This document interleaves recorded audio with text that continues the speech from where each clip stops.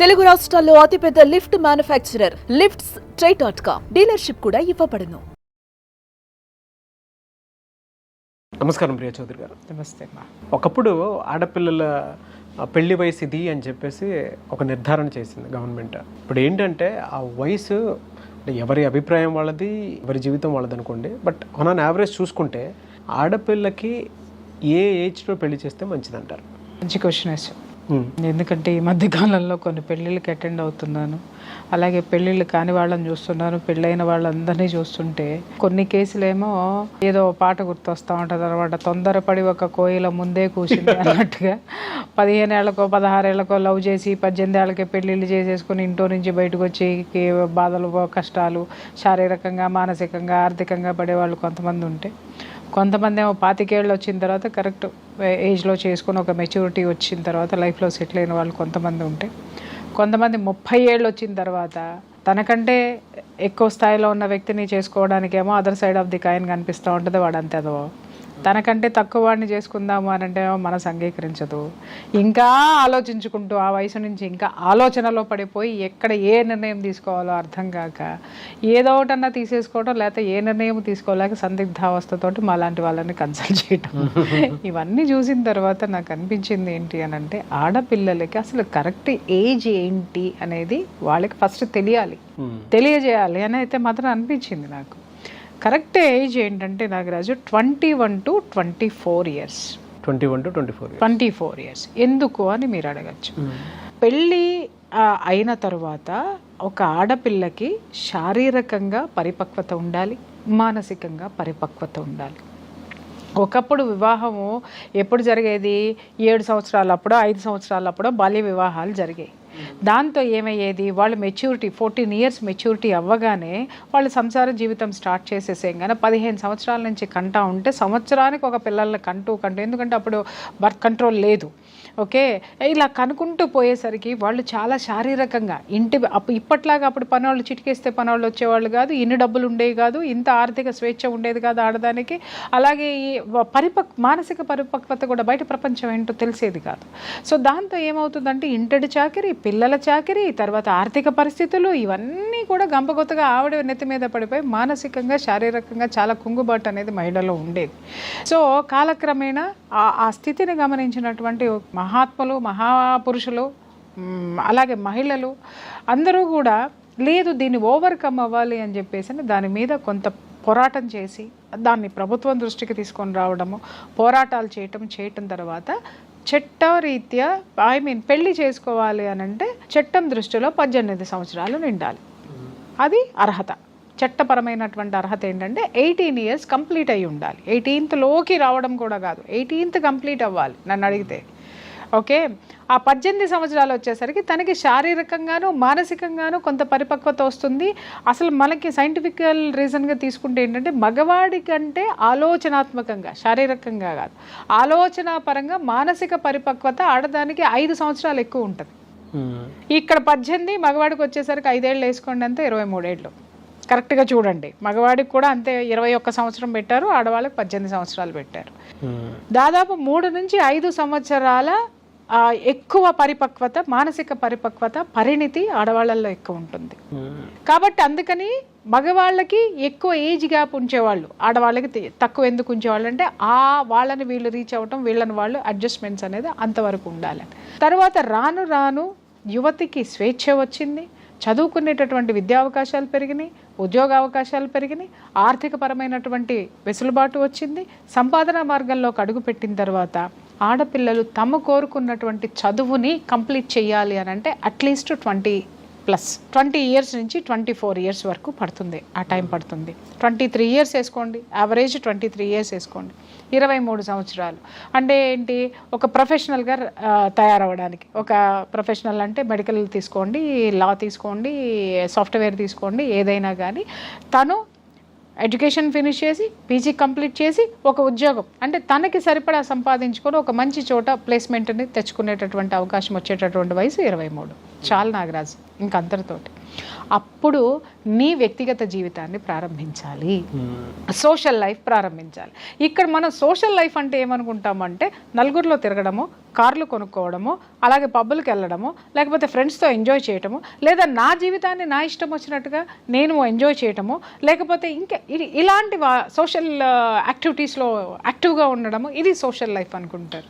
Exactly అండి. అంటే మీరు చెప్పిన దాంట్లో నేను ఒకటి చెప్తాను, నాకు బాగా గుర్తొచ్చింది. 26 తర్వాత సోషల్ లైఫ్ చూస్తే దాని తర్వాత జీవితం బ్రహ్మాండం కనిపిస్తుంది. ఇది నిజం. అంటే దీంట్లో డీప్ రీసెర్చ్ చేసి ఒక చోట కూర్చొని ఆలోచిస్తే తెలుస్తుంది. ఇవాళ ఏమైందనంటే 30 తర్వాత లేదంటే 35 ఏళ్ళు వచ్చిన తర్వాత కొంతమంది పెళ్లి చేసుకుంటూ ఉన్నారు. సడన్ అబ్రాప్ట్గా ఎదుటిన్నోడు నచ్చడు అని వదిలేస్తారు. అని వదిలేయటం అంటే అటు ఆపోజిట్ జెండర్ ఎవరున్నా సరే, అమ్మాయి అయినా సరే అబ్బాయి అయినా సరే, దాని తర్వాత సోషల్ లైఫ్ని చూడాలంటే ఆల్రెడీ సోషల్ లైఫ్లో చూస్తున్నారు, తెలివి మీరిపోయి ఉన్నారు, మితి మీరిపోయి ఉన్నారు, ఎదుటోడు ఎందుకు నచ్చుతారని. నిజంగానే నేను అనేది అదే నాగరాజు. సోషల్ లైఫ్ అంటే ఏంటనుకుంటున్నారంటే సమాజంతో బతకడం అనేది సోషల్ లైఫ్ అనుకుంటున్నారు. అరే సమాజంతో అనుసంధానమై సమాజంలో నువ్వు ఒక ఫ్యామిలీని ఏర్పాటు చేసుకోవడం అనేది సోషల్ లైఫ్ స్టార్ట్ చేయడం. అప్పుడే నీకు సమాజంతో అనుసంధానం ఏర్పడుతుంది. ఎందుకంటే ఒక కుటుంబం, ఆ కుటుంబానికి పక్కవాడు అవసరం ఏంటి, ఆ కుటుంబం ఉన్నతంగా ఎదగడానికి నీ సమాజంలో ఏ విధమైనటువంటి గౌరవాన్ని నువ్వు తెచ్చుకోవాలి, నువ్వు ఉన్నతంగా ఎదగడానికి నీ చుట్టూ ఉన్నటువంటి పరిస్థితులు నీకు అనుకూలంగా ఎలా మార్చుకోవాలి అని అంటే నువ్వు ఒక గృహిణిగానో ఒక గృహస్థుగానో నువ్వు అడుగు పెడితేనే సమాజం నీకు అర్థమవుతుంది. అర్థమైందా? అది లేకుండా సంవత్సరాలు నువ్వు కెరీర్లో ఎన్ని కార్లు కొంటే, ఎంత ప్యాకేజ్ తీసుకుంటే, ఎన్ని అంతస్తులు నిర్మిస్తే, ఏమి నిర్మించినా సమాజానితో నువ్వు ఎప్పుడు అనుసంధానం కాలేవు. ఎందుకు అనంటే నిన్ను ఒక ముత్తైదువుగా పిలిచి ఒక పెళ్లి మాటలు మాట్లాడాలి అనుకుంటే నీకు పెళ్లి కాని పిల్ల కిందే నిన్ను చూస్తారు. లేదు ఒక ఇంట్లో ఏదైనా సమస్య వచ్చింది అని అంటే నువ్వు 30 ఏళ్ళు వచ్చినా 35 ఏళ్ళు వచ్చినా నువ్వు గృహస్థువు కాకుండా నువ్వు బ్యాచిలర్గానే ఉన్నావు కాబట్టి ఇంట్లో ఏదైనా సమస్య వచ్చినా, సమాజంలో ఏదైనా సమస్య వచ్చినా నిన్ను కన్సిడర్ చేయరు. ఎందుకంటే నువ్వు ఇంకా జీవితంలోకి అడుగు పెట్టలేదు కాబట్టి నీకు పరిణితి రాదనే అనుకుంటారు.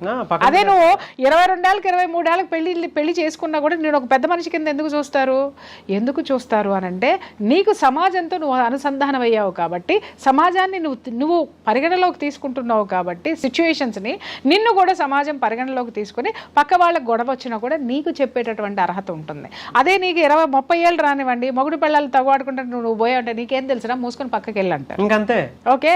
అలాగే నీ ఇంట్లో నీ చెల్లిది కాపురమో, అక్క కాపురమో, తమ్ముడు కాపురమో, అన్న కాపురమో ఏదన్నా ఉంది, నువ్వు పోయి అదేంట్రా అన్నయ్యానో, అదేంటమ్మా ఆడపిల్లవి ఆ మాత్రం అట్లా నోరు బారేసుకుంటున్నావు మగాళ్ళ మీద అంటే నీకేం తెలుసు 30 ఏళ్ళు వచ్చినా నీకు పెళ్లి కాలేదు నువ్వు నాకు చెప్తావా అంటారు. అంతే. ఎందుకంటే వీళ్ళు సమాజంతో అనుసంధానం అవ్వలేరు. వీళ్ళు ఎదిగేదంతా ఆర్థికంగా ఎదుగుతారు, వీళ్ళు ఎదిగేదంతా కెరీర్లో ఎదుగుతారు తప్ప సమాజంలో ఎదగరు. సమాజంలో ఎదుగుదల ఏంటి అనంటే నీ కుటుంబము, నీ పిల్లలు, నీ స్థితిగతులు, నీ యొక్క దాన్ని ఏమంటారు, నీ అన్నదమ్ములతోటి నీకు ఉండేటటువంటి బంధాలు, బంధుత్వాలు, బాంధవ్యాలు. తర్వాత దాన్ని సమాజంలో నీ కుటుంబాన్ని నువ్వు ఎలా ప్రొజెక్ట్ చేసుకుంటున్నావు, నీ కుటుంబం నిన్ను ఎలా రిసీవ్ చేసుకుంటుంది, కుటుంబంలో ఉండి నువ్వు సాధించినటువంటి ఘనత ఏంటి. దీన్నే ఎంత కుటుంబంలో లేనివాడు కూడా కుటుంబంలో ఉన్నవాడినే ఆదర్శంగా తీసుకుంటాడు తప్ప పోరంబోకులు నిన్ను సంవత్సరాల తరబడి బ్యాచిలర్గా ఉండేటటువంటి వాళ్ళని ఎవరిని తీసుకోరు నాగరాజు. ఇది సమాజంతో అనుసంధానమై బ్రతకటం అంటే, సమాజంలో బ్రతకటం అంటే. ఇప్పుడు మీరు అన్నారు, ఇప్పుడు ఏమవుతుంది అని అంటే 21 ఇయర్స్ నుంచి 23 ఇయర్సే మగపిల్లలు అనుకోండి, 25 ఇయర్స్ మగపిల్లలు 25 ఏళ్ళు, ఆడపిల్ల 23 సంవత్సరాల లోపు మ్యారేజ్ కనుక చేసుకోవడం వల్ల ఏమవుతుందంటే వీళ్ళ ఇద్దరి మధ్య బాండింగ్ అనేది ఏర్పడుతుంది. ఎందుకంటే ఈ అమ్మ ఎక్కువ ప్రపంచాన్ని చూసే అవకాశం ఉండదు, ఆ అయ్య ఎక్కువ మంది ఆడపిల్లలను చూసే అవకాశం ఉండదు. కాబట్టి ఓకే, అర్థమైందా నేనేం చెప్తున్నాను? ఇప్పుడు పరిస్థితులకు అనుగుణంగా చెప్తున్నా. ఉండదు కాబట్టి వచ్చినటువంటి భాగస్వామిని పెళ్ళి అయినటువంటి ఆ రిలేషన్షిప్ ఏదైతే ఉంటుందో ఆ రిలేషన్షిప్ బలపడేటటువంటి అవకాశాలు చాలా ఉంటాయి. ఇంకొకటి, అర్లీ ఏజ్లో పెళ్లి చేసుకోవడం వల్ల ఏం జరుగుతుంది అని అంటే అర్లీ ఏజ్లో పిల్లల్ని కంటారు. ఆ పిల్లల్ని కనడం వల్ల వీళ్ళకి 40 ఇయర్స్ వచ్చేసరికి, ఇప్పుడు మగవాడికి 45 ఇయర్స్ రాగానే కూతురు పెళ్ళిడికి వచ్చేస్తుంది. ఓకే, అతను 25 yearsకి పెళ్లి చేసుకుంటే చక్కగా 45-50 years మధ్యన అతను ఆడపిల్లకి పెళ్లి చేసేస్తాడు, మనవరాలను ఎత్తుకుంటాడు. అతనికి ఓపిక ఉంటుంది, కూతురు కాపురం చక్కబెట్టడానికి ఓపిక ఉంటుంది, అలాగే మనవరాలతో ఎంజాయ్ చేయడానికి ఉంటుంది. ఇప్పుడు పెళ్ళిళ్ళే 40 ఏళ్ళకి చేసుకుంటే వీళ్ళు ఇంకా జీవితాన్ని చూసేది ఎప్పుడు?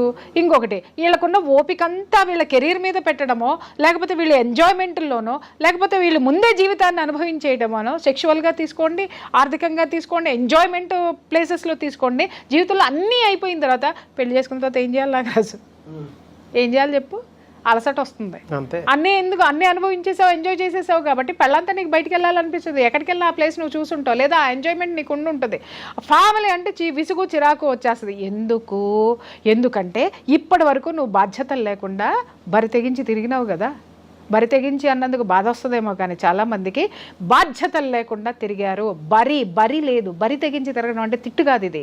అంటే నీకు ఎల్లలు లేకుండా తిరిగేసావు. నువ్వు ఎల్లలు లేకుండా తిరిగేసిన తర్వాత నీకేమవుతుంది? ఇక్కడ సంసారం అనే చట్రంలో నువ్వు బిగుసుకుంటావు. పెళ్ళం అంటే చిరాకు వస్తుంది, పిల్లలంటే అంతకంటే చిరాకు వస్తుంది. ఇంకొకటి, ఓర్పు, ఓపిక, నీకున్నటువంటి శారీరకమైనటువంటి ఎనర్జీని, ఆ ఫైనాన్షియల్ ఎనర్జీని నువ్వు పెంచుకోగలుగుతావేమో, కానీ ఆ ఫైనాన్షియల్ ఎనర్జీని ఎంజాయ్ చేసేటటువంటి ఆ యొక్క మానసిక స్థితి ఇక్కడ స్థిరంగా నీకు ఉండదు. కారణం ఏంటి? సంపాదించిన దాన్ని ఎట్ట నిలబెట్టుకోవాలి, తర్వాత ఒక స్థితికి వచ్చిన తర్వాత ఇంకా ఎదగాలి, పక్కవాడు ఎదుగుతూ ఉంటాడో ఆ పోటీ మనస్తత్వాన్ని నువ్వు పెంచుకుని ఎదగటం అనేది నీ బ్రెయిన్ మ్యాప్ పెట్టుకున్నావు. కాబట్టి నువ్వు నీ బ్రెయిన్కి నువ్వు ఏ మ్యాప్ని ప్రోగ్రామ్ చేసావో ఆ మ్యాప్లోనే పోవడానికి ఇష్టపడుతుంది తప్ప ఈ పెళ్ళి అనేటటువంటి ఈ చట్రంలో ఒక వేరే ఫైల్ని ఇది రిసీవ్ చేసుకోదు. పెళ్ళి అనేది అనదర్ ఫైల్, ఆ ఫైల్ని రిసీవ్ చేసుకోవడం కష్టం. అవును. అప్పుడు ఏమవుతుంది? డిస్టర్బెన్సెస్ అక్కడే మొదలవుతున్నాయి. వీళ్ళు సంసారిక జీవితాన్ని ఆనందంగా ఉండలేరు, పుట్టిన పిల్లల్ని ఓర్పుగా పెంచడం లేరు. ఇంకా చెప్పాలంటే వాళ్ళ పిల్లల వయసుకు వచ్చేసరికి వాళ్ళ చాలా మందిలో నేను చూస్తున్నాను కదా, ఎందుకు గాలికి వదిలేస్తున్నారు? ప్రేమించామనన్న ఎందుకు పెళ్ళిళ్ళు చేసేస్తున్నారంటే వాళ్ళకి కూర్చోబెట్టి నచ్చ చెప్పే ఓర్పు, ఓపిక, సమర్థత వీళ్ళకి లేవు. అవును. కారణం ఏంటంటే వీళ్ళు కూడా పరుగులు పెట్టారు. వీళ్ళు కూడా ఆస్తుల కోసమో, లేకపోతే వీళ్ళ కెరీర్ కోసమో, వీళ్ళ దీనికోసమో పరుగులు పెట్టారు. అందుకే ఎవరిలోనూ ఓర్పు, ఓపిగా ఉండట్లేదు నాగరాజు గారు. కాబట్టి ఎవరి జీవితాలను వాళ్ళకి వదిలేయడం వల్ల ఏమవుతుంది అంటే వీళ్ళు వదిలేశారు, వాళ్ళకి అవగాహన లేకుండా చేసుకుంటున్నారు. ఇవన్నీ కలిసి గంపకొత్తగా ఇవాళ కోర్టులో సంవత్సరానికి ఒక ఏరియాలో ఉన్నటువంటి కోర్టు, మన హైదరాబాద్లో తీసుకున్నటువంటి నాంపల్లి కోర్టులోనే సంవత్సరానికి 50,000 డైవోర్స్ కేసులు ఫైల్ అవుతుంటే దునియా మొత్తంలో ఇంకెన్ని కేసులు ఫైల్ అవుతున్నాయి? ఎందుకు ఫైల్ అవుతున్నాయి? సరైన టైంలో సరైనటువంటి నిర్ణయాలు తీసుకోకపోవటం వల్ల, అలాగే సరైనటువంటి తిండి తినకపోవడం వల్ల, సరైనటువంటి జీవన విధానంలో వీళ్ళు లేకపోవడం వల్ల నేల విడిచి సాము చేస్తున్నారు. డబ్బు సంపాదించిన తర్వాత పెళ్ళి, తర్వాత డబ్బు సంపాదించిన తర్వాత ఈ పెళ్ళి అనేటటువంటిది చేసుకోవడానికి ఏమవుతుందనంటే అక్కడికి అన్నీ అయిపోతాయి. అన్నీ అయిపోయిన తర్వాత దీంట్లో రుచి ఏముంటుంది నీకు? డబ్బు సంపాదన అనేటటువంటి మార్గంలో నువ్వు పడిన తర్వాత ఇది నీకు ఒక బంధం కింద ఉంటుంది, బంధకం కింద ఉంటుంది. దాన్ని నువ్వు భరించడం అనేది గుదిబండ అంటారు. ఆ గుదిబండను మోయడానికి నువ్వు ఇష్టపడవు, బాధ్యతలు తీసుకోవడానికి ఇష్టపడవు. ఇవే కంప్లైంట్లు వస్తాయి నా దగ్గరికి. మేడం నేను బయట నుంచి పనంతా చేసుకుంటాను, ఆఫీస్ పనంతా చేస్తాను, ఇంటికి వచ్చేసరికి పిల్లల్ని పట్టుకోవడండి, మరి నేను కష్టపడుతున్నాను కదండి అని ఈ పిల్లంటది. వాడేమంటాడు అని అంటే, అదేంటి మేడం పిల్లలు ఉన్నారు కదా, నేను చాలా తనకంటే నేను ఎక్కువ క్యాడర్లో ఉన్నానో, లేకపోతే నేను కష్టపడుతున్నాను, నాకు బోల్డన్ని ఉన్నాయి, నాకెవడు చెప్పాలా అని వీడు అంటాడు. అసలు వీళ్ళు పెళ్ళి ఎందుకు చేసుకున్నారు? అసలు వీళ్ళకి ఏమన్నా అవగాహన ఉందా? ఎప్పుడు అవగాహన వస్తుందంటే నాగరాజు గారు, ఈ పసితత్వం ఉంటుంది చూసారా, పువ్వు విరిసినప్పుడు ఉండేటటువంటి ఆ తాజాదనము 3 రోజులు పోయిన తర్వాత ఉంటుందా? 10 రోజుల లైఫ్ టైం ఉన్న పువ్వు అది విరేగానే ఉన్నటువంటి ముగ్ధ మనోహరము, ఆ తేజస్సు, ఆ తాజాదనము 4 రోజుల తర్వాత ఉంటుందా? ఉండదు. ఎందుకు ఉండదో? ఎందుకుంటదండి, వాతావరణం మారిపోతుంది, లోపల దాని స్పాన్ ఆఫ్ లైఫ్ తగ్గిపోతుంది, చాలా ఎండిపోతారు. అది గుర్తు పెట్టుకోండి. 30 ఏళ్ళకి 40 ఏళ్ళకి పెళ్లిళ్ళు చేసుకుంటే మీ ఎనర్జీ లెవెల్స్ తగ్గిపోతూ వస్తున్నాయి. ఆ తగ్గిపోతూ రావడం వల్ల శరీరంలో బలం లేదు, మనసులో ప్రశాంతత లేదు. ఎందుకంటే అనవసరమైనటువంటివన్నీ ప్రోగ్రామింగ్ చేసేస్తాం ఈ మైండ్ లో, అర్థమైనవన్నీ. సో నీ మ్యారేజ్ అనేటటువంటి మాధుర్యాన్ని చేర్చేటటువంటి ప్లేస్ నీ బ్రెయిన్ లో లేదు, దాన్ని అక్కుర చేర్చుకునేటటువంటి శక్తి నీ ఒంట్లో లేదు, ఒంట్లోనూ లేదు, బ్రెయిన్ లో లేదు. ఇంక ఇంట్లోకి ఎక్కడి నుంచి వస్తుంది మానసిక ప్రశాంతత, ఆనందము, సంతృప్తి? కాబట్టి ఈ టైం 21 years to 23 years ఆడపిల్లలకి, 21 years to 25 years మగపిల్లలకి correct time to get marriage. ఒకళ్ళనొకళ్ళు అర్థం చేసుకోవడానికి, కొత్తగా జీవితాన్ని రచించుకోవడానికి, ఓపికతో సంసారం చేయడానికి, ఓర్పుతో అన్నీ రిసీవ్ చేసుకుంటానికి అన్నీ ఆ వయసు తగినటువంటి అర్హతను కలిగి ఉంటుంది మానసికంగా, శారీరకంగా. Thank you so much Priya Chaudhary గారు. Thank you.